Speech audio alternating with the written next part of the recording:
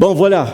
On va débuter le message et avant d'aller plus loin, on va remettre ça dans les mains de l'Éternel, car c'est lui qui dirige toutes choses.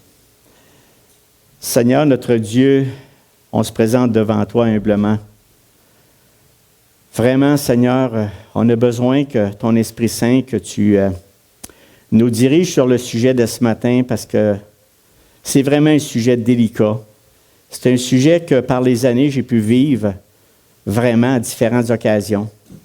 Et Seigneur Dieu, cette prédication qui va te donner, ta parole qui va être prêchée ce matin, est toujours de l'heure. Elle n'est pas obsolète. Elle a toujours été de l'heure, ce qu'on va parler ce matin. Ça fait 2000 ans. Les apôtres étaient pris avec ça. Les prédicateurs de tous les siècles ont été pris avec ça. Et ce matin, Seigneur, dirige mes pensées par ton Esprit Saint, afin que ta parole soit vraiment ta parole. Qu'elle ne sorte rien d'autre que ça de ma bouche, afin d'honorer ton saint nom, que mes frères et sœurs qui entendent cette parole puissent être édifiés, encouragés, parce qu'il va être dit ce matin. Ouvre nos cœurs. On te le demande au nom de ton Fils Jésus. Amen. Voilà. Fait que le 18 août, vous vous souvenez, j'ai parlé du discernement spirituel et j'avais utilisé le verset suivant qui était Philippiens 1, 9, 11. Et ce que je demande dans mes prières, c'est que votre amour augmente de plus en plus en connaissance et en pleine intelligence pour le discernement des choses des meilleures, afin que vous soyez purs et irréprochables pour le jour de Christ, remplis du fruit de justice qui est en Jésus-Christ, à la gloire et à la louange de Dieu. Vous savez, quand on regarde, j'avais dit au début de ce message que Paul, on peut prier pour des besoins spécifiques, on peut prier sur des choses physiques, là, des choses, c'est pas ça que je veux parler, mais Paul, lui, l'emphase qu'il donne, c'est surtout sur le côté spirituel. C'est surtout notre croissance au niveau de sa connaissance, la connaissance du Dieu vivant. C'est surtout ces choses-là. Puis les choses, pour le discernement, les choses les meilleures, comme on a parlé tantôt. On parle vraiment d'une nouvelle terre, des nouveaux cieux. On parle d'un corps régénéré. On parle d'un corps qui va être glorifié un jour. Fait que c'est des choses que Paul dit ici dans ma prière. Je dis, je prie justement que votre amour augmente. Mais comment ça peut augmenter notre amour? C'est seulement par Christ qui peut augmenter ça. Et comment encore? Mais tout simplement en connaissant davantage la parole, en l'approfondissant, en demandant à Dieu une pleine intelligence de la comprendre, de la saisir afin de discerner les choses des meilleures. Donc, ces 3 versets, il prie vraiment, cet amour-là va grandir. Et pourquoi? Afin que nous puissions, non seulement les choses les meilleures, mais afin que nous soyons purs et irréprochables pour le jour de Christ, remplis du fruit de justice qui est en Jésus-Christ, à la gloire et à la louange de Dieu. Vraiment, on en a toujours besoin. Dès que Christ est monté au ciel, les apôtres déjà devaient se battre contre les faux apôtres qui prêchaient déjà un autre évangile. Le titre de mon message, c'est « La pauvreté qui nous enrichit », qui a été pris dans 2 Corinthiens 8, 9, qu'on va élaborer à la fin du message, plus vers la fin. Mais au début, on a besoin de comprendre parce qu'il va peut-être avoir 2 ou 3 messages sur ça, c'est l'évangile de prospérité. Écoutez, moi-même, juste à vous parler avec l'étude que j'ai faite sur l'évangile de prospérité, chose que je vis depuis que je suis appelé du Seigneur. Et c'est pas évident. C'est pas un sujet qu'on peut mettre dans une boîte puis bien expliquer parce que c'est tellement vaste. Mais en même temps, il y a des éléments qu'on a besoin de connaître, qui sont précis, qui sont clairs, afin que nous, les enfants, qui sommes éclairés par la parole de Dieu, éclairés par l'Esprit Saint de Dieu, on puisse discerner le faux évangile. C'est pas évident. Ça prend vraiment l'Esprit du Seigneur. Ça prend vraiment l'Esprit du Seigneur. Parce qu'il dit ici de Galates 6, 1, verset 6, « Je m'étonne que vous vous détourniez si promptement de celui qui vous a appelé par la grâce de Christ pour passer à un autre évangile. » Non pas qu'il y ait un autre évangile, mais il y a des gens qui vous troublent et qui veulent altérer l'évangile de Christ. Seul. Qui veulent altérer, diminuer, abolir, enlever cet évangile de Christ. Vous savez, depuis ce temps, ça n'a jamais cessé. Ça n'a jamais arrêté. Et aujourd'hui, c'est encore pire que c'est. Pire, parce qu'on a tous les médias, l'Internet, en avant, en arrière, dehors, en dedans, n'importe où, on l'a partout. L'Internet ne nous loge pas, on est rendu qu'on le porte même dans les téléphones, dans les iPods, partout. Fait que cette parole-là, c'est cet évangile falsifié, ça, si on ne prend pas garde à certains éléments que je vais vous parler ce matin, on peut être séduit, détourné. Même qu'on croit à des choses qui n'est pas vrai pantoute. C'est pas drôle, là. On croit à des choses pas vraies. Puis là, on s'appuie là-dessus, au lieu de s'appuyer à des vraies promesses, à quelque chose qui nous anime, qui nous approche de Jésus-Christ, qui nous approche de Dieu. Au lieu de ça, on meurt à petit feu. On meurt à petit feu, pourquoi? Parce qu'on s'est nourri d'un évangile pauvre, d'un évangile qui ne représente pas du tout notre Seigneur Jésus-Christ. Donc, l'évangile de prospérité, c'est un vrai danger pour les vrais chrétiens. C'est un danger continuel qui est pleinement... Parce que les gens qui vont prêcher ça sont sincères, comme je le suis sincère. Mais je peux être dans l'erreur. Vous êtes là, mes frères et sœurs, pour veiller sur moi, hein? Oui. Si je ne dis pas la vérité, il faut vous m'en parler, là. Hein? Donc, c'est un évangile où si moi, je m'écarte un petit peu, ou pas un petit peu, je dis un petit peu, puis des fois beaucoup, sur le vrai évangile, dit Gérard. Tu n'es pas dedans. Donc, c'est un évangile qui est subtil, sournois, pas si facile que ça à discerner. Mais Dieu, dans sa bonté, dans son amour, avec l'Esprit Saint, on est capable de vraiment saisir le faux et le vrai. On est capable de faire ça. Donc, on est moins encouragé là-dessus. Donc, là, il faut faire attention. Quand je parle d'un évangile de prospérité, quand je vous dis que c'est vaste, ce n'est pas si évident que ça à parler, là, je ne parle pas que si on est prospère, puis on a des sous, puis on est millionnaire, ou ce que tu voudras, que là, tu n'es pas sauvé. Ce n'est pas ça que je parle. Parce que dans l'Ancien, direct au commencement, même quand Jésus vivait, il y avait des gens pleinement riches. Ce n'est pas ça qu'on parle. Parce que ça n'a pas rapport. Et ça, cette prospérité-là, ce n'est pas de celle-là que je parle. La prospérité, c'est quelque chose qu'on n'a pas. Puis là, on va en parler plus longuement tantôt. Moi, c'est de fournir des indices. Si vous donnez, c'est comme je l'ai dit, il y a toutes sortes d'évangiles, même que, après, quand je réfléchis depuis 2-3 semaines là-dessus, j'ai réalisé qu'il n'y avait pas juste une sorte d'évangile, de faux évangiles. Il y en a des prédicateurs qui vont se concentrer sur une place bien spécifique. Exemple, la guérison. Ils prennent la parole de Dieu et ils disent « Moi, je guéris. Venez à moi. » Mais ils parlent toujours de Dieu, mais c'est subtil. Ça peut être aussi dans l'argent. Vous êtes pauvre? Venez à moi. Moi, vous rendre riche. Venez à moi. Dieu va ouvrir les écluses des cieux. Vous allez être envahi d'argent. C'est ça.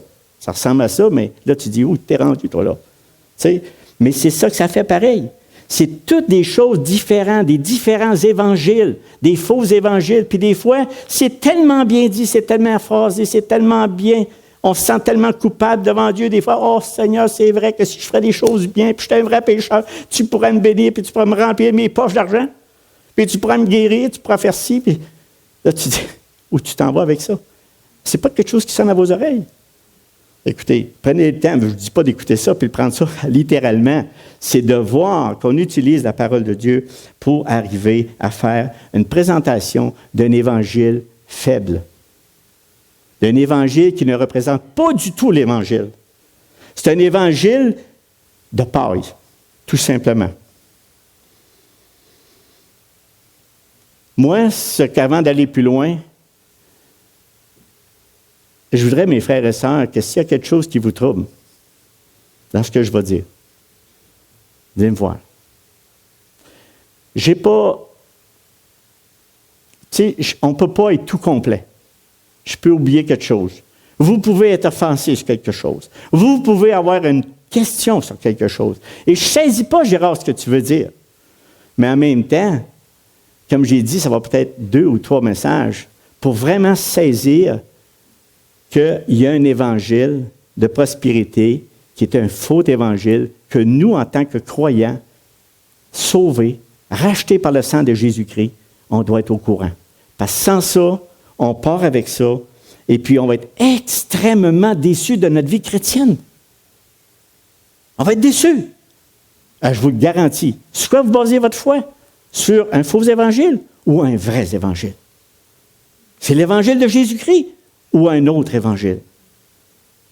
Je vous le dis, c'est clair. Beaucoup de gens s'appuient, des fois ils rentrent dans des églises ou qu'importe il y a même des églises même complètes.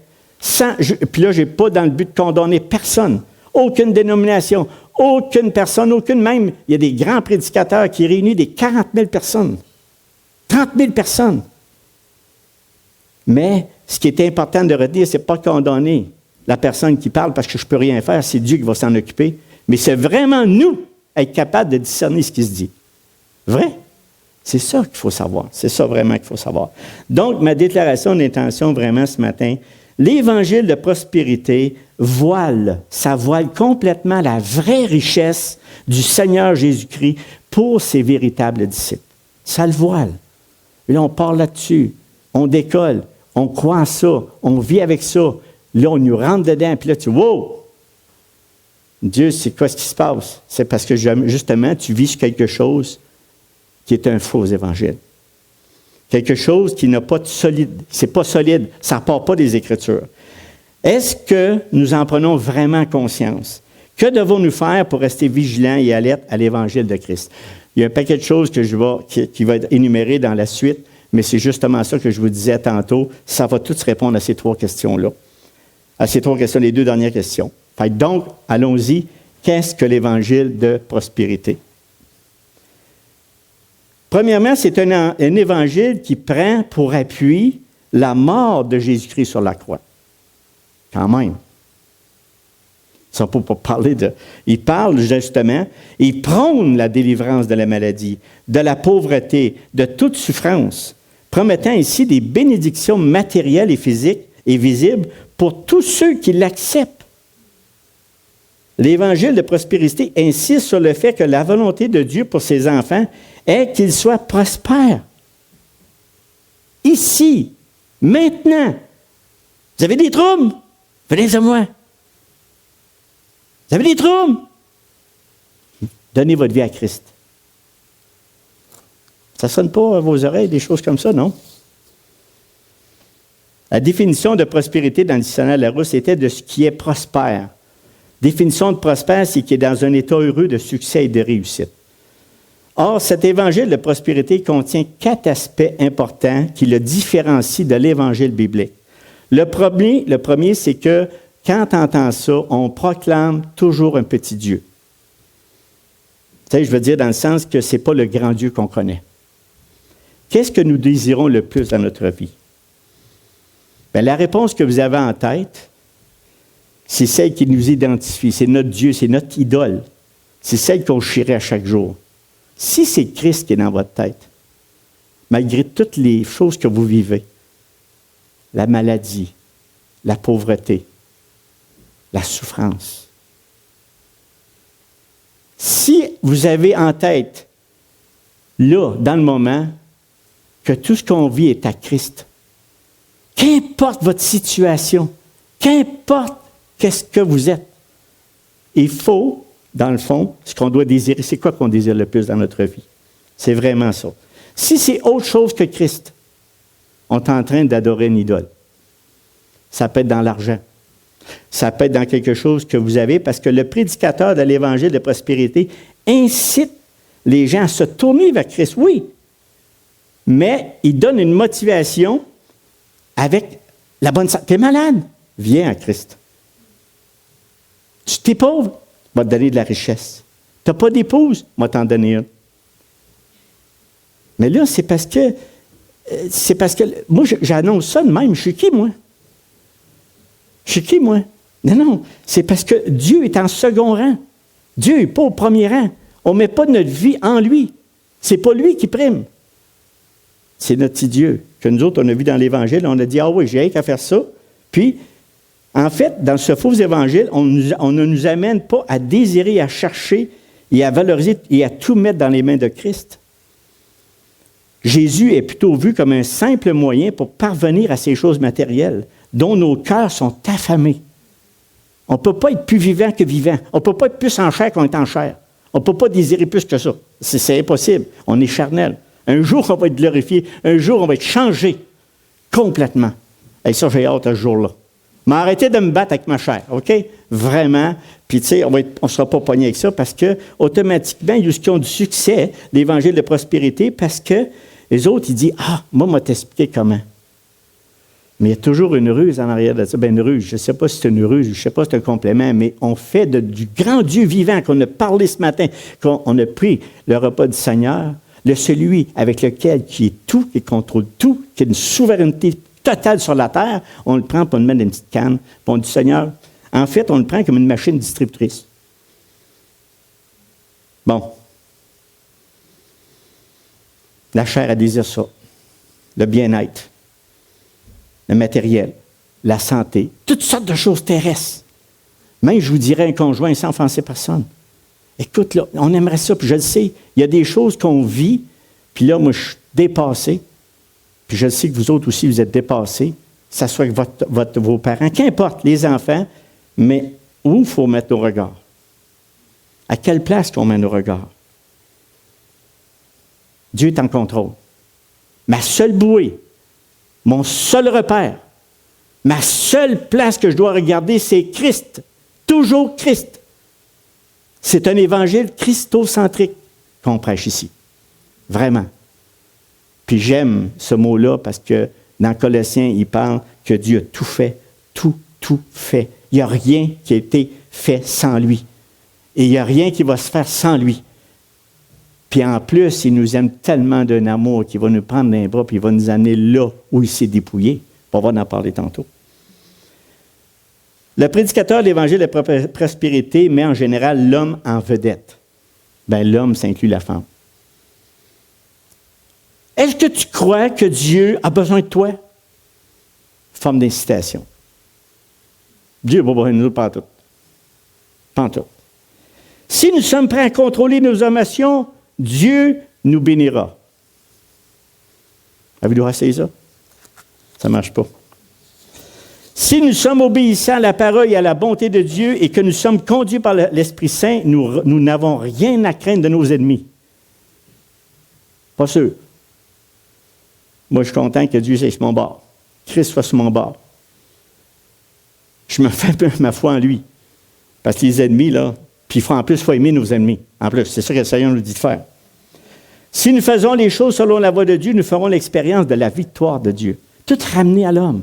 Si tu fais ça, tu vas avoir ça. Si. Ce n'est pas le Dieu qu'on connaît. Nous, on remet notre confiance en Dieu. On remet notre vie en Dieu. Seigneur, comme Paul a dit quand il est tombé de son cheval, que veux-tu que je fasse? Qui es-tu? Je suis Jésus que tu persécutes. Il n'a pas commencé à déblatérer, là. Il a dit, qu'est-ce que tu veux que je fasse? Par exemple, ils font une allégorie avec une vérité biblique. Quand Jésus nourrit 5000 personnes avec 5 pains et 2 poissons, et il met en vedette le jeune homme qui a emporté les pains et les poissons comme participant à une œuvre. Hey, voyez-vous, ce jeune homme-là, il a contribué à ce miracle. S'il n'y avait pas eu ce jeune homme-là, puis là, on prend ce jeune homme-là, puis il fait faire toutes sortes d'affaires, puis là, il a ramassé le pain, puis on concentre toute notre attention pendant 10 minutes, 5 minutes, du jeune homme qui avait 5 pains et 2 poissons. C'est quoi la vérité de cette parole? Claire, vite, précis. Ce n'est pas l'emphase sur le jeune homme et le pain brisé. C'est le grand miracle que Christ a nourri toute la foule, 5000 personnes avec 5 pains et 2 poissons. Suis-tu assez puissant à essayer de faire ça? Il n'y a personne sur la terre qui a fait ça. Même pas les magiciens dans le temps de Moïse. Il n'y a même pas. Personne n'a pu faire ce tel miracle. Nourrir 5000 personnes, 5 pains, 2 poissons. C'est Christ qui est la vedette de cette histoire. Pas le petit gars, là. Pas avec ses 5 pains, c'est pas. Il n'a rien contribué, là. C'est Christ qui a tout fait. Puis je vais revenir tantôt sur un autre aspect, parce que ça va dire la suite de ce que je veux dire, mais je ne vais pas le dire tout de suite. Donc, l'évangile de prospérité réduit Dieu à un papa gâteau, considérant ainsi les choses matérielles comme le but de l'évangile. Vous savez, ce n'est pas pour nous faire bénéficier des bienfaits temporaires de la prospérité matérielle que Jésus est mort pour nous. Hein? C'est pas évident, hein? Comment est-ce qu'on peut être? C'est très important de comprendre que lorsque nous attendons une prédication de Dieu qui promet que ce qui nous croyons en Dieu ou en son Fils qui est mort sur la croix, que nous obtiendrons la richesse, la santé physique, la santé mentale et la prospérité dans tous les aspects de notre vie, c'est très important de comprendre ça. Parce que celui qui ne se passe rien, qu'est-ce qu'il fait? C'est lui qui reste pauvre, là. C'est lui qui souffre, là, puis qui meurt. Puis il est vraiment, vraiment sauvé par Jésus-Christ. Le Seigneur l'a regardé, puis il dit, bon, hey, c'est pas drôle de se faire dire ça, là. Continue à souffrir. Continue à souffrir. Là, tu dis, voyons, Seigneur, là, comment tu peux te sentir? Coupable? La culpabilité, es-tu là? Incroyablement. Fait que tu as bien beau arriver, puis ceux que ça marche, Alléluia! Quand ça marche, mais tu fais les bonnes choses, ça marche. Tu es prospère. Est-ce qu'il y a un lien? Pas en tout. Pas en tout. Absolument pas. Ce n'est pas parce que tu as obtenu de la richesse, ce n'est pas parce que ta santé mentale, ta santé physique, ou toute ta prospérité, puis là, tu es prospère, tu dis, hey, Dieu, garde-moi faire. Qui je suis? Je suis quelqu'un à tes yeux, hein? Mais ça, ce n'est pas le vrai évangile. Parce que moi, je pense à mes frères, mes sœurs, et toutes des personnes qui ils ont sont même fait couper la tête. Les bras. Ils sont morts parce qu'ils ont confessé Christ. Fait que ça ne marche pas, cela. Là. On comprend-tu bien les choses? Oui, ça va bien. Ça va. Donc, cette prédication, quand on parle dans tous ces aspects-là, dites-vous que c'est un petit Dieu qui nous est présenté, pas le Dieu puissant, le Tout-Puissant.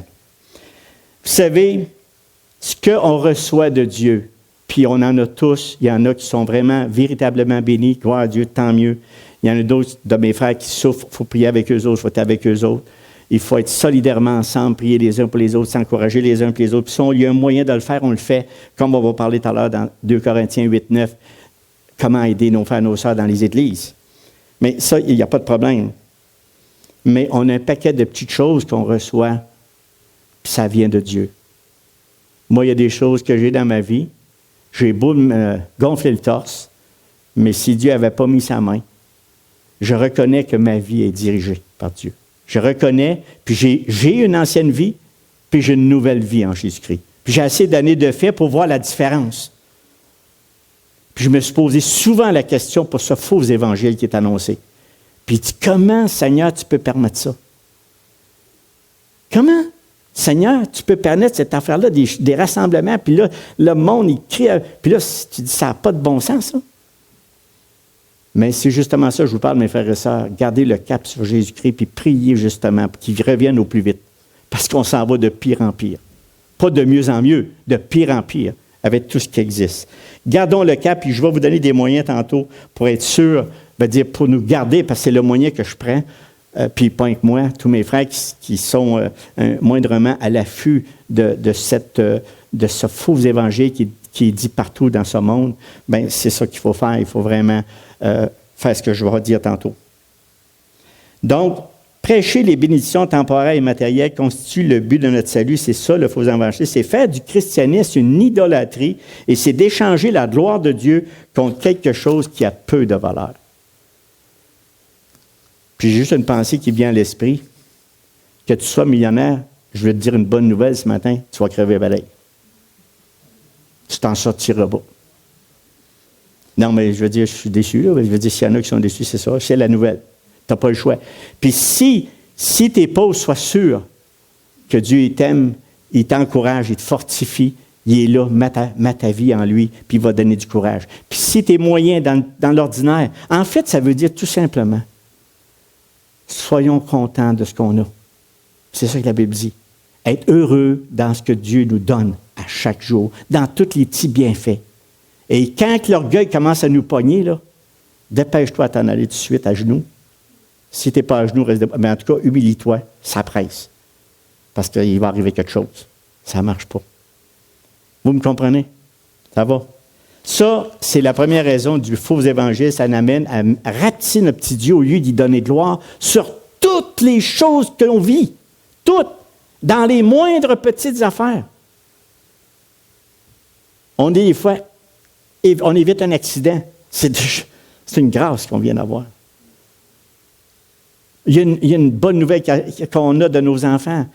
Même des fois, il y a une souffrance qui nous arrive. Écoute, Seigneur, je ne comprends pas tout ce qui m'arrive, mais moi, je remets tout ça entre tes mains.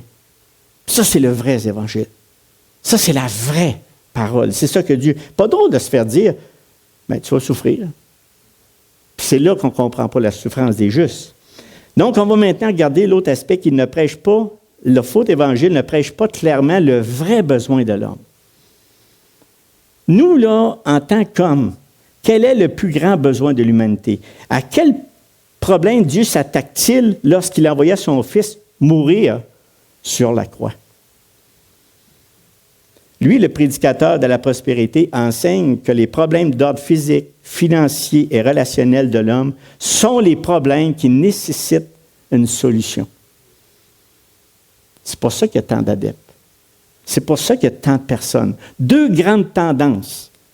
Quand on entend, c'est quoi? Quand tu entends quelque chose d'un prédicateur qui est en train de te dire ça pour un besoin, puis là, il te parle, si dans la prédication, Dieu n'est pas élevé, c'est l'homme qui est élevé, ou c'est l'homme qui prend le contrôle, ça ne marche pas. Si Christ n'est pas élevé, tout est centré sur le Christ, Dieu, le Père et le Fils. Le Fils, c'est Christologie. Il faut se concentrer sur Christ parce que c'est lui qui tout fait. Et le Fils ne fait rien sans le Père et le Père ne fait rien sans le Fils. Ils travaillent ensemble et le Saint-Esprit, les trois travaillent ensemble. Donc, la grande tendance, c'est la vie abondante. Tout le monde veut de vie abondante. Comment être à l'aise dans ce monde? Hey, moi, si je pouvais avoir de l'argent, 2000 par semaine, serais-tu bien? Hey, si je pouvais être pas de maladie, pas rien, si j'avais pas de souffrance. Moi, là, je veux vivre, là, mais je veux pas de souffrance. Ou encore, je veux mener une bonne vie.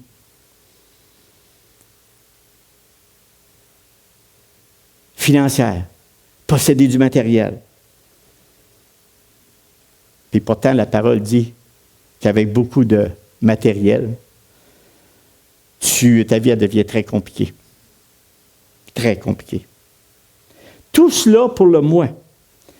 Christ, ensuite, est présenté seulement comme un moyen de résoudre ses problèmes. Et c'est là que l'Évangile de prospérité, on présente Christ comme le sauveur, mais pas le sauveur de nos vies de pécheurs, mais le sauveur de nos vies piètres qu'on n'a pas pris en main, puis qu'on a fait toutes sortes d'erreurs, on a fait toutes sortes de bêtises, puis qu'on veut une vie abondante. Puis on pense qu'en se remettant tout simplement la vie dans nos mains de notre Seigneur Jésus-Christ, que lui va tout réparer nos gaffes. Vous savez, quand on fait une erreur, là, même avec Jésus-Christ, même en étant pleinement la foi en notre Seigneur Jésus-Christ, on paye pour. Il y a une conséquence. Puis on a toutes sortes de versets dans la Bible qui le dit. Exemple, David, qui a commis l'adultère. Hey, il a payé pour. Mais est-ce qu'il a été enlevé du sein de Dieu? Est-ce qu'il a été mis de côté? Non, il s'est repenti de son péché. Il a dit, Seigneur, j'ai péché devant ta face. J'ai péché. Pardonne-moi mon péché. Pardonne-moi. Et là, Dieu l'a rétabli. Il l'a rétabli, mais il a payé aussi. Lisez l'histoire de David. Tout ce que ça lui a coûté, son fils, le premier-né de cette femme-là, de Bathsheba. Imaginez toutes les souffrances qu'il a eues. Il a eu des souffrances. Mais, il croyant au Fils de Dieu, le Dieu Tout-Puissant, que c'est lui qui le remettrait sur pied, puis il s'est repenti de ses péchés. D'ailleurs, notre repentance, c'est à la vie. Hein? J'espère que vous n'avez pas fait ça qu'une fois, arrêtez là. C'est à la vie et à la mort, c'est-à-dire jusqu'à notre mort physique. La Bible ici montre clairement que le plus grand besoin de l'homme est bien loin d'être la pauvreté financière ou la faim. Quand Jésus a fait ce miracle-là de 5000 hommes, 5 pains et 2 poissons, la foule était émerveillée. Qu'est-ce qu'elle a fait, la foule, après? Elle courait après Jésus. Puis là, donne-nous encore, on a faim. Il avait-tu compris quelque chose? Il n'avait rien compris. Parce que la preuve, c'est qu'ici, dans Jean 6, verset 26, il dit, Jésus leur répondit, en vérité, je vous le dis, vous me cherchez, non parce que vous avez vu des miracles, mais parce que vous avez mangé des pains et que vous avez été rassasiés. Travaillez non pour la nourriture qui périt, mais pour celle qui subsiste, pour la vie éternelle. Et que le Fils de l'homme vous donnera, car c'est lui que le Père, que Dieu a marqué de son sceau. Le Fils est réellement Dieu, réellement humain. Il a vraiment vécu sur cette terre. Il a vraiment été pleinement divin, pleinement humain. Il a souffert comme nous sur la terre, puis il n'a jamais péché. On l'a-tu, le Maître? Parfait. On peut-tu mettre à notre confiance à un Seigneur aussi divin, aussi majestueux? Donc, ici, il suivait Jésus à cause des choses matérielles. Jésus faisait des signes, des miracles pour les gens, que les gens croient en lui et reçoivent la vie éternelle. Fait que, tu sais, ça ne marche pas. Donc, ils étaient intéressés, eux autres, à la nourriture gratuite et non ce que Jésus offrait comme la vie éternelle. Ils pensaient que Jésus leur donnerait tout ce qu'ils voulaient dans cette vie et ils réalisaient pas encore le don incomparable que Christ leur offrait.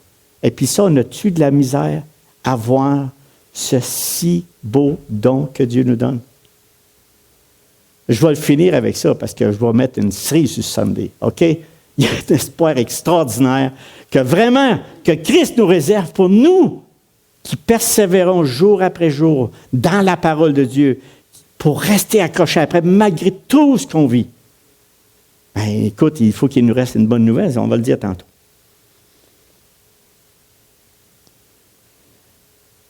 Si je fais quelque chose pour Dieu, j'aurai quoi? Ça, c'est notre nature humaine. Tandis que le vrai évangile, c'est Dieu est l'auteur de cette foi et de tout ce que nous avons. C'est lui l'acteur principal. Le vrai problème, c'est qui est Dieu et qui sommes-nous? Romains nous rappelle que Dieu est juste et que nous sommes pécheurs. Ouais, mais là, moi, je ne suis pas tout à fait... tu sais, je me regarde, là, je ne suis pas si pécheur que ça. Non, tu es pécheur. À cause de la justice de Dieu et de notre méchanceté, nous sommes sous un jugement. Si je comprends que Dieu Tout-Puissant et Saint est en colère contre moi, alors mes luttes financières, les tensions dans mes relations et mes ambitions professionnelles ne peuvent être pour moi la première des priorités. Le problème du péché, ça devient notre priorité. On a besoin de quelqu'un qui nous sauve de cet état pécheur. Vous êtes sauvés, mes frères et sœurs, ceux qui croient du plus profond de notre cœur, comme le témoignage d'Éric ce matin. Tu nous as émus parce que c'est l'œuvre du Seigneur Jésus-Christ qui a touché ton cœur. Il n'y a personne d'autre qui peut faire ça. Personne d'autre que Dieu, le Dieu Tout-Puissant, le Maître de l'univers, Christ, qui regarde et dit, viens à moi. Ce n'est pas un évangile de prospérité que je te parle. C'est la vraie vie, le vrai problème. Le problème, c'est que tu es pécheur.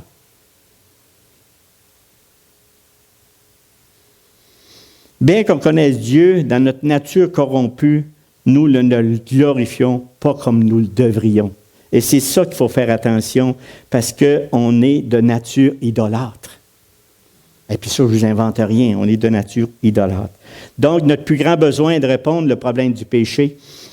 Et lorsqu'on comprend que le péché contre Dieu est notre véritable maladie et que toutes les douleurs, les souffrances de notre vie n'en sont que des symptômes, nous réalisons que nous avons besoin d'un évangile qui va à la racine du mal, et non un évangile qui ne fait que traiter les symptômes. On finit par croire, si jamais que ces choses-là arrivent, que tu es béni de quoi que ce soit par rapport à un évangile de prospérité, bien, tu n'as pas encore le vrai Dieu, là, parce que tu n'as pas réglé ton vrai problème. Ton vrai problème. Le vrai problème, c'est qu'on est pécheur. On a besoin d'un sauveur. Nous avons besoin que Dieu nous pardonne nos péchés, qu'il nous sauve de sa colère, qu'il nous rend juste à ses yeux. Il y a seulement Christ qui peut le faire. Voici donc ce que nous avons besoin aujourd'hui et pour l'éternité. C'est ce qu'on a besoin. Maintenant, un autre point, c'est que il vide l'évangile de prospérité. Comment ça? A diminué. Il vide l'évangile de sa puissance. Tu sais, il y a une puissance dans Dieu. Parmi vous autres, il y a plusieurs personnes, ça fait des années que vous marchez avec Jésus-Christ. Est-ce que Christ a une puissance? Énormément. Énormément. L'évangile de prospérité a toujours existé. C'est basé sur les décisions humaines, capacité de l'homme, obtenir sa propre bénédiction, faire quelque chose pour Dieu afin d'obtenir quelque chose en retour. Il y a des prédicateurs qui vont jusqu'à dire « Ce que je confesse, je le possède ». Puis Jésus, bon, si je le possède, c'est-à-dire ce que je proclame, plus que ça, il dit « Je l'ai ». Si cela ne marche pas, tu n'as pas de foi. Comment tu te sens? Ah, il y en a qui sont convaincants. Puis ils disent, regardez-moi. Mais oui, mais tout le monde te donne de l'argent. Tu as l'air à bien vivre, ça va bien. Mais en même temps, je veux dire, on ne voit pas cet homme-là, moi, ou cette femme-là, qu'importe. Je ne connais pas leur vécu, moi. C'est pour ça que je dis, je ne veux pas condamner personne. Mais j'ai juste à regarder ma vie, moi. Puis ça ne marche pas de même pantoute. En tout cas, ma vie avec Christ ne marche pas de même. Ah, Seigneur, un matin, je veux ça. Je le crois, je le confesse, je le dis, je le fais. Tu te dis dans ta parole que tout ce que tu vas demander, tu vas l'avoir. Avez-vous déjà essayé ça? Moi, ça ne marche pas. Des fois, oui. Mais c'est vraiment selon sa volonté. D'accord avec ça? C'est vraiment selon sa volonté. Parce que si ce n'est pas sa volonté, Gérard, tu vas rester avec ta petite demande. On verra plus tard. Jésus est le bon berger et vous aurez la vie en abondance par l'obéissance et confession. Fait que c'est tous des éléments qui sont utilisés pour ça, mais c'est vrai qu'il est le bon berger. C'est vrai qu'on a une vie abondante en Christ. C'est vrai, certain. On mange 3 repas par jour. Il y en a qui ils sont à Christ puis ils n'ont pas de maison. Ils sont dehors. Puis il y a des places qui n'ont pas grand-chose. Puis c'est Alléluia. Merci Seigneur pour ce que tu as donné cette journée, une nouvelle journée, plein de joie. Même les apôtres se réjouissaient en prison, partout. Puis là, nous autres, on chiale, puis on fait toutes les Dieu, où est-ce que tu es rendu, là, où est-ce qu'on est? Bien, c'est ça. Mettez notre foi en Christ. Et l'Évangile, justement, de prospérité nous amène à faire un petit Dieu, à nous ramener, à nous, comment je dirais ça, à diminuer l'Évangile de sa puissance. Parce que l'Évangile est puissant. Il peut transformer des cœurs, il peut changer des cœurs.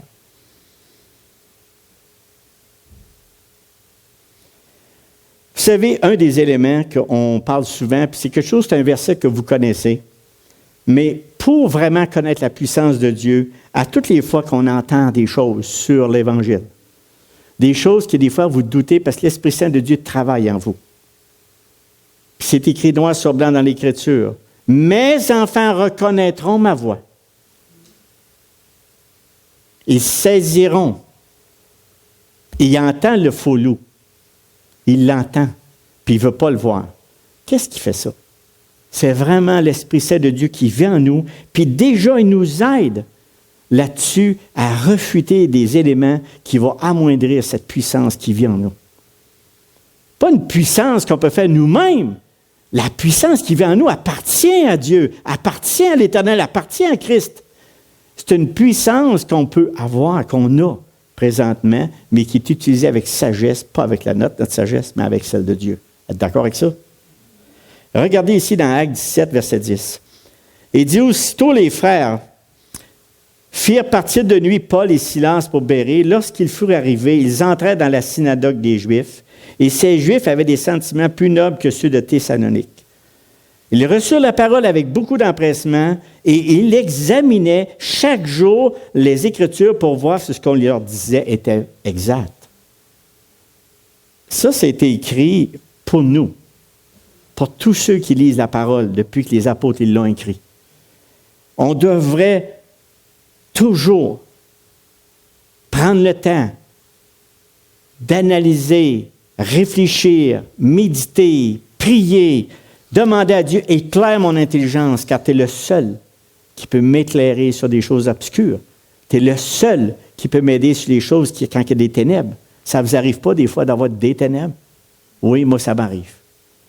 Puis je sais que ce qui arrive dans ce temps-là, c'est qu'il faut que je me remette clairement dans les Écritures pour qu'il me donne sa lumière, pour qu'il m'éclaire l'esprit obscur. Vous savez, le salut du prédicateur de la prospérité, lui, c'est la bénédiction terrestre prend le dessus des bénédictions célestes. Puis on va finir avec ça tout à l'heure. C'est de mettre Dieu à votre service. Plus tu donnes, plus tu vas recevoir. Imagine, ils vont chercher des versets comme Matthieu 19, 29, il dit « Quiconque aura quitté à cause de mon nom, ses frères ou ses sœurs, ou son père, ou sa mère, ou sa femme, ou ses enfants, ou ses terres, ou ses maisons, recevra au centuple et héritera la vie éternelle. » Ils prennent ce verset-là, puis ils disent « Écoute, si tu fais ça, tu vas avoir au centuple. Tu me donnes $1, je t'en donne 10. Tu me donnes $10, je t'en donne 100. Il va t'en donner 100 à moi. Tu me le donnes à moi, le 10. Là. Écoute, là, tu ne le donnes pas à Dieu, tu le donnes à moi. Puis si tu m'en donnes 100, tu vas en avoir 1000. Puis si tu m'en donnes 1000, tu vas en avoir 100 000. Tu vas avoir au centuple, c'est écrit. Puis en plus, tu vas avoir la vie éternelle. Ça tient-tu? Bien, il dit, j'ai écrit ici, là, tu recevras au centuple. Écoute, on va recevoir au centuple des frères et des sœurs en Jésus-Christ. Tous bénis et sanctifiés par le nom du Seigneur Jésus. Tu n'en perdras pas rien qu'un, tu vas en avoir des 1000. Moi, le jour, j'ai hâte de voir ça, de voir tous ces enfants de Dieu autour de nous autres. Hey, où c'était Samuel? C'est peut-être à l'autre bout, dans l'autre salle, je ne sais pas où, mais en tout cas, j'aurai des bonnes lunettes. Mais de toute façon, qu'importe, on va se reconnaître. C'est ça qu'on a au centuple. Oui, parce qu'il y a des fois, on a un père, une frère, une sœur, des fois, on est rentré dedans et tout ça, mais quand tu dis, « Hey Seigneur, je sais que tu vas me donner au centuple de ce que moi j'ai, parce qu'il dit, où sont mon père et ma mère? » Quand Jésus, quelqu'un a dit, « ta mère et tes frères sont dehors », il dit, « Ça, c'est mes frères et mes sœurs. » Ça, c'est ça que le Seigneur a dit. Puis c'est ça que vous êtes. Quand on est en Christ, on est ses frères et ses sœurs. C'est pas quelque chose de puissant, ça.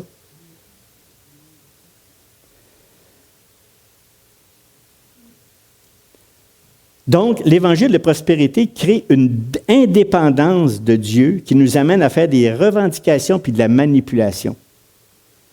Puis ça, je vous dis que ça ne prendra pas juste un message. Tout ça. C'est fort, qu'est-ce que ça fait. Dieu!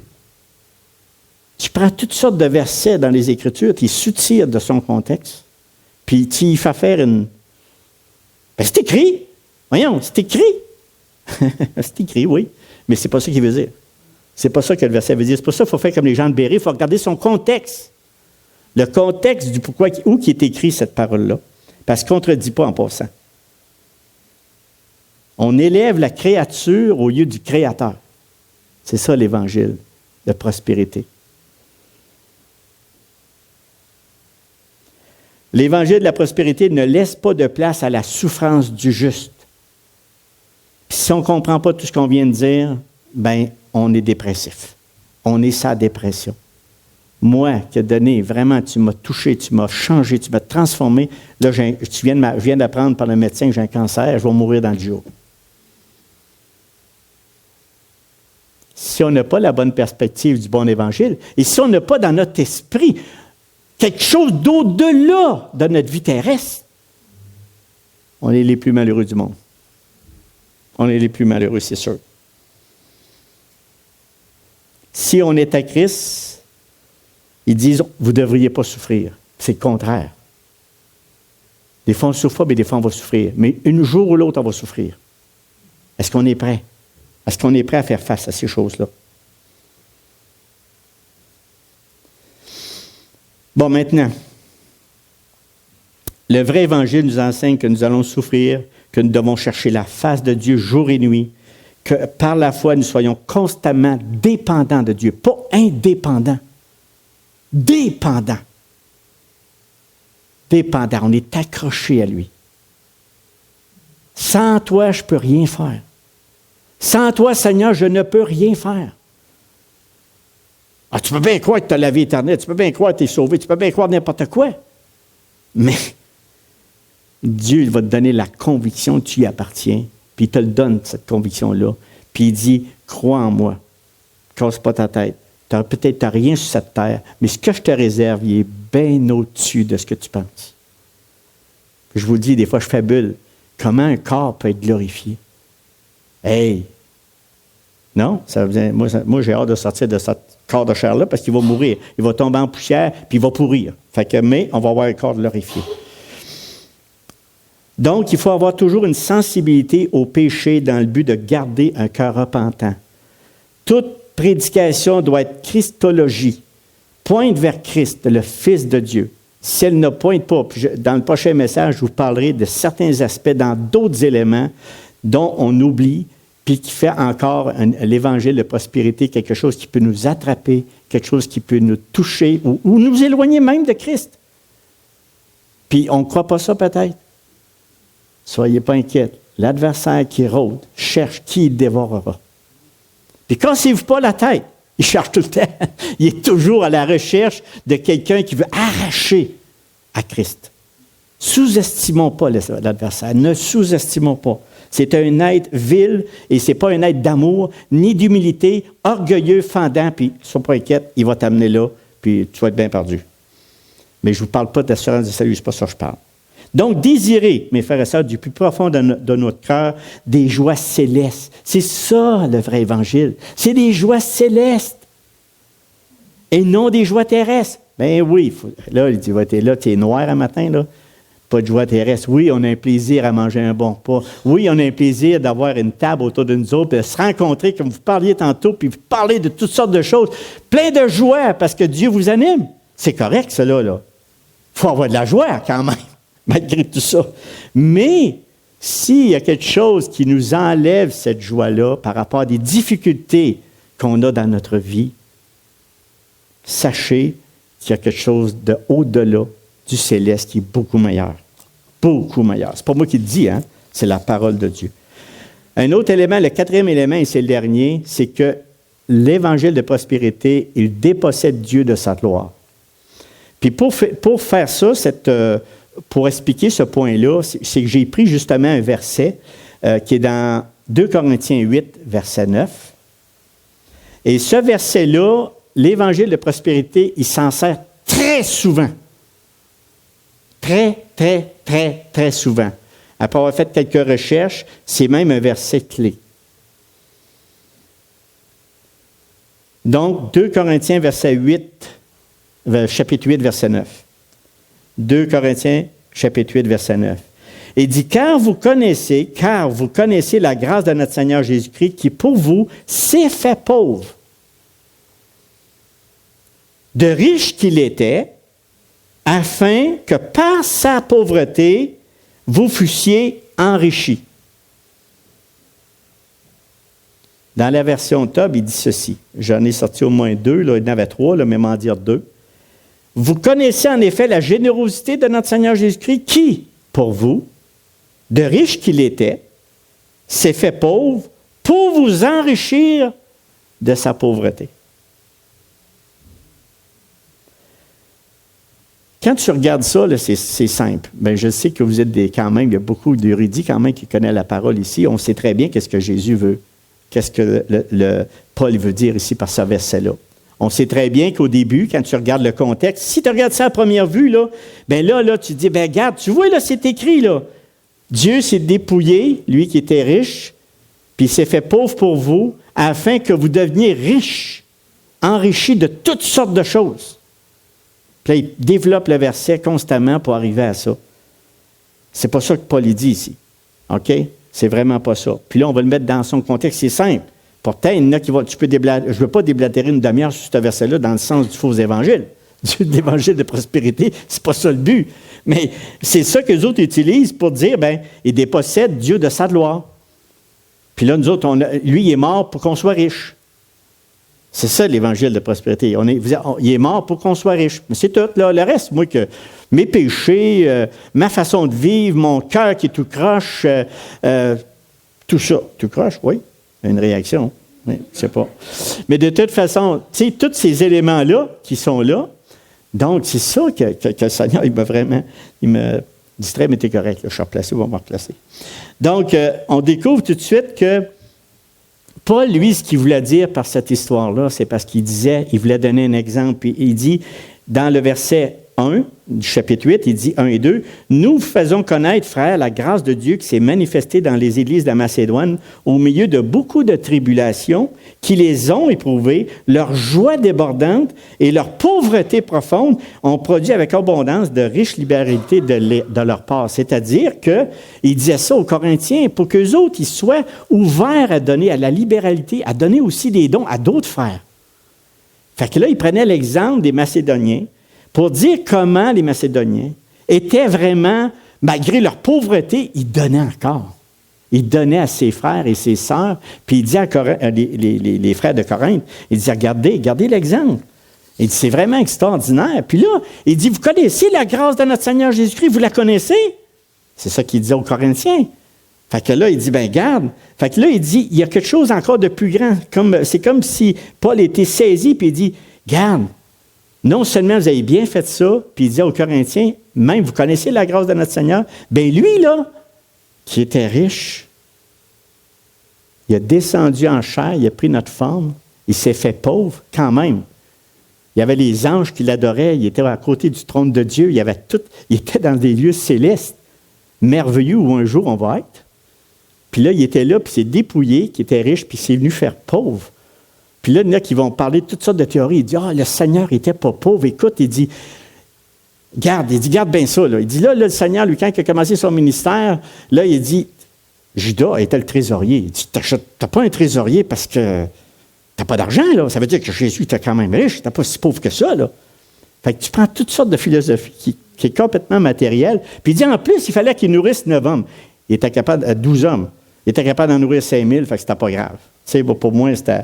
Mais tout ça pour dire que c'était tiré par les cheveux, puis c'est pas ça pantoute que Paul il voulait dire. C'est pas ça. Parce qu'en passant, notre Seigneur Jésus-Christ était un homme moyen, bien ordinaire, charpentier de métier. Il gagnait sa vie. Puis quand il a commencé son ministère, Dieu a pourvu à ses besoins. Il n'avait pas besoin de plus, il n'avait pas besoin de moins, parce que les choses qu'il vivait n'étaient pas essentiel. Pour lui, le matériel, c'est ça le message qu'il nous donne, c'est le matériel, c'était pas important. Il vivait à chaque jour, 3 pas par jour. Nous autres, on a bien souvent beaucoup de superflu. Beaucoup trop. Pas mal trop. Donc, c'est absolument pas pourquoi il s'est fait pauvre dans le but qu'on devienne riche pour avoir des choses matérielles, pour qu'on soit enrichi sur des choses qu'on a. C'est pas du tout ça que Paul veut dire. Il dit, gardez bien, il s'est fait pauvre, puis que nous autres, on ait des richesses célestes. Puis là, il encourageait les Corinthiens à dire, gardez, donnez, vous allez voir. Aidez votre frère comme les Macédoniens ont fait. C'est un don de libéralité, mais Christ a fait ça bien plus que ça. Lui qui avait une divinité, lui qui était dans les lieux célestes, il s'est fait pauvre pour nous afin de nous enrichir de ce qu'il a, lui. Hey, c'est-tu de quoi ça? Hey, c'est merveilleux, c'est merveilleux, c'est merveilleux. Puis là, je veux terminer vraiment en vous lisant ici un verset qui en dit long. Je reviendrai sur un autre aspect, mais celui-là, je pense que c'est clair. Qu'est-ce qu'on vient de parler ce matin? Le titre de mon message, c'était « La pauvreté qui nous enrichit ». Cette pauvreté-là que le Seigneur s'est dépouillé, mais nous l'a donnée par sa mort. Pour nous, mes frères et sœurs. Pour nous. Vraiment. Puis gardez bien ce qu'il nous dit dans Apocalypse 20. 6 à 23, mais je ne le lirai pas tout au complet, je vais vous sortir des extraits. Et puis je veux vous laisser avec ça, cette parole d'encouragement qui est vraiment le summum. Puis il y en a beaucoup de versets qui nous donnent des promesses célestes à laquelle on doit s'accrocher au lieu de s'accrocher à des promesses matérielles et toutes sortes de choses qui sont éphémères, temporaires, secondaires. On devrait avoir dans notre cœur ici, c'est Dieu, merci Seigneur, parce que tu me donnes d'au-delà de tout ce que je pouvais imaginer. Puis j'ai bien hâte de voir, parce que j'imagine, mais je n'ai rien vu. C'est la parole de Dieu qui me le dit. Et il dit ici, dans Apocalypse 20, verset 6, il me dit, « C'est fait, je suis l'alpha et l'oméga, le commencement et la fin, et celui qui a soif, je donnerai de la source de l'eau de la vie, gratuitement. » Tu n'as pas besoin de la payer. C'est bon, il a donné sa vie. « Celui qui vaincra, héritera de ces choses. Je serai son Dieu, et il sera mon fils. » C'est quand même, hein? Mais pour les lâches, les incrédules, les abominables, les meurtriers, les impudiques, les enchanteurs, les idolâtres et tous les menteurs. Puis les menteurs, on en a qui prennent l'Évangile pour leur vente. Il y en a de ça. Moi, des fois, je suis obligé de remettre ça complètement dans les mains du Seigneur Jésus. Puis, de temps en temps, c'est ça, parce que je sais que cet Évangile qu'on parle ce matin, c'est quand on dit que l'Évangile de prospérité voile la vraie nature, la vraie identité du véritable disciple. C'est tout à fait vrai. Mais ils en font du dommage. Mais frères et sœurs, faisons attention pour nous autres se faire prendre. Faisons attention que le Seigneur Dieu dirige dans sa lumière, puis qu'il nous guide, puis qu'il nous encourage. Donc, tous les menteurs, leur part sera l'étang de feu ardent, l'étang ardent de feu et de soufre, ce qui est la seconde mort. Et il me transporta en esprit, là j'ai sauté quelques versets, en esprit sur une grande et haute montagne, et il me montra la ville sainte, Jérusalem, qui descendait du ciel d'auprès de Dieu, ayant la gloire de Dieu. Son éclat était semblable à celui d'une pierre très précieuse, d'une pierre de jaspe, transparente comme du cristal. Là, il continue, il y a une grande muraille, il fait une description, j'aimerais me rendre un petit peu plus loin. Puis là, il explique toutes les portes qu'il va avoir. Il donne une description de la Jérusalem céleste. Et les derniers versets, il dit, la place de la ville était d'or pur. T'en veux de l'or? On va en avoir. De l'or pur. Comme du verre transparent.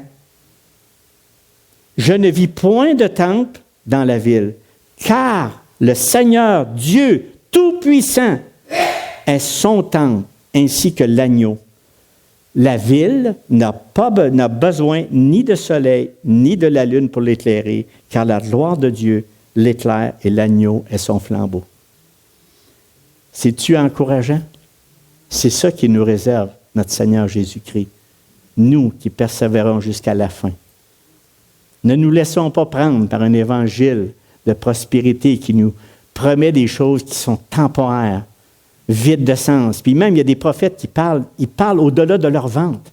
Ils diminuent l'Évangile pour penser qu'on est quelqu'un de puissant, de fort. Hey, moi, je vais te donner des révélations spéciales, puis garde-moi bien mon homme, regarde bien tes frères et tes soeurs, c'est ridicule ce que tu vas avoir à côté de moi. Écoute, tout est écrit. Tout est là. Tout est précis. Les révélations sont toutes faites. Tout ce que tu as là-dessus, c'est soit l'humilité ou l'orgueil. C'est un des deux. Tu t'en vas en bas, bien, veut dire en bas. Tu t'en vas sur la bonne voie de l'humilité, ou l'orgueil te pogne, puis tu ne vois plus rien, puis tu ne vois plus le vrai évangile de Jésus-Christ, qui est très encourageant. C'est un sujet de beaucoup de joie pour le chrétien, ce que je viens de vous dire ce matin. Puis j'espère que vous avez sorti enrichi, puis fortifié par cette parole. Partez avec un cœur joyeux, plein d'amour en Jésus-Christ, puis gardez le cap, mes frères et sœurs, à Christ, qui est le Dieu Tout-Puissant, le Fils, celui qui a tout fait. On prie. Seigneur notre Dieu, ce matin, on te remercie beaucoup pour cette parole, toutes les paroles qu'on a citées ce matin. Merci de nous donner la lumière vraiment qui nous éclaire en tout lieu. Il nous enlève ces ténèbres, ça l'enlève le voile qu'un évangile pur, simple, précis, d'un Fils qui est parti de ta gloire, puis il est venu sur la terre prendre une chair humaine. Il n'a jamais péché, il est reparti, il est mort sur la croix pour nos péchés, parce que nous, on ne s'en sortira jamais. Seigneur, merci pour cette grande nouvelle, merci pour cette vérité. Garde-nous dans la vérité, garde-nous dans le droit chemin, c'est-à-dire dans un évangile pur qui est christocentré. Merci Seigneur pour ce temps qu'on a eu ensemble. Bénis. Soyons bénis par ta parole, pour tous les frères et sœurs, puis protège-nous au retour de notre maison. Amen.